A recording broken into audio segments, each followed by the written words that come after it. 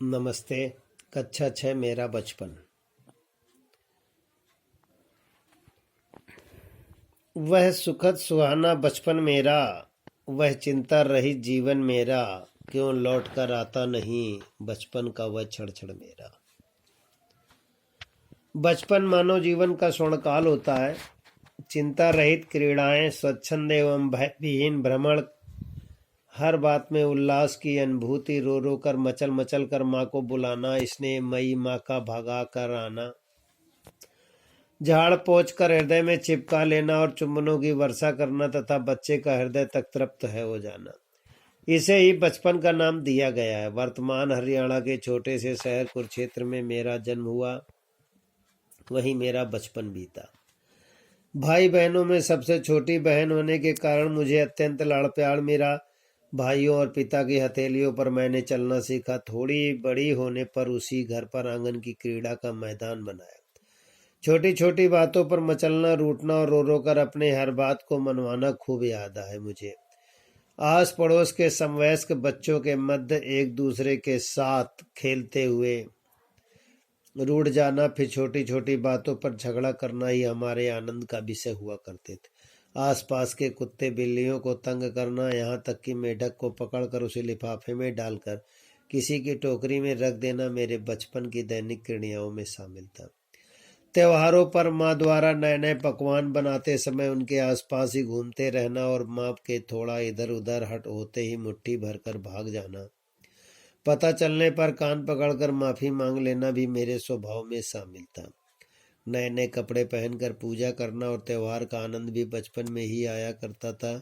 जन्मदिन पर माँ द्वारा सुबह सवेरे पूजा पाठ करके प्रसाद वितरण करने में अलग ही आनंद था। उस दिन मैं स्वयं को किसी राजकुमारी से कम नहीं मानती थी। चिंता रहित भाग दौड़ से दूर मेरा यह सहसो काल वास्तव में स्वर्ण काल था। बचपन की स्मृति आने पर मुझे अपने बहुत से कुछ चीज़ें याद आती हैं। अगला निबंध है महात्मा गांधी।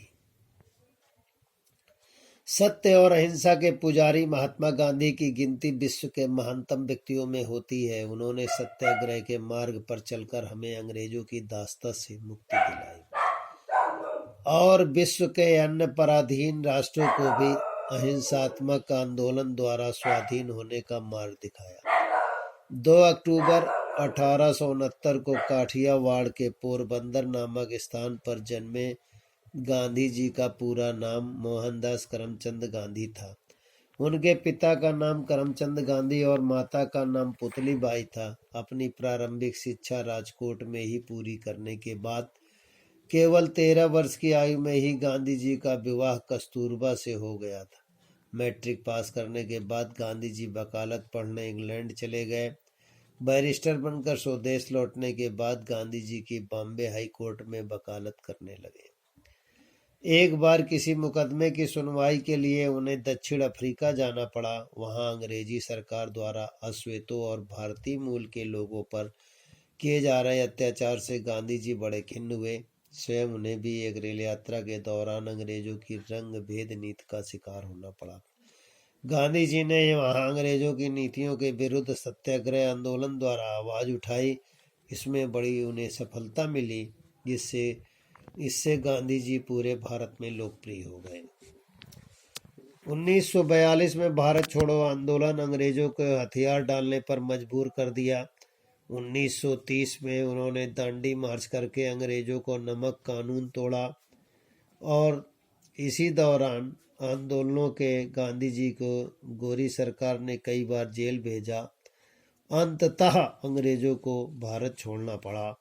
15 अगस्त 1947 को भारत 250 साल की दास्ता के बाद आज़ाद हो गया।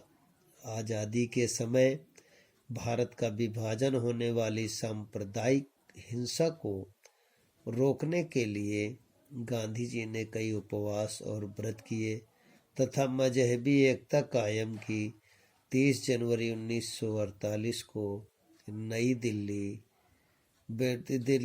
स्थित बिरला भवन में एक प्रार्थना सभा में नाथूराम गोडसे नामक व्यक्ति ने गांधी जी की गोली मारकर हत्या कर दी, जिससे कि सारे संसार में शोक की लहर छा गई। आज भारत प्रगति के जिस मार्ग पर है उसमें गांधी जी की शिक्षाओं का महत्वपूर्ण योगदान है। गांधी जी के बारे में लोगों का कथन है, बिना ढाल बिना तलवार के तूने हमें आज़ादी दिलाई, हे स्वतंत्रता के दीवाने, हम सबको स्वतंत्र करने के लिए कार्य किया। विद्यार्थी निबंध लिखेंगे और याद भी करेंगे।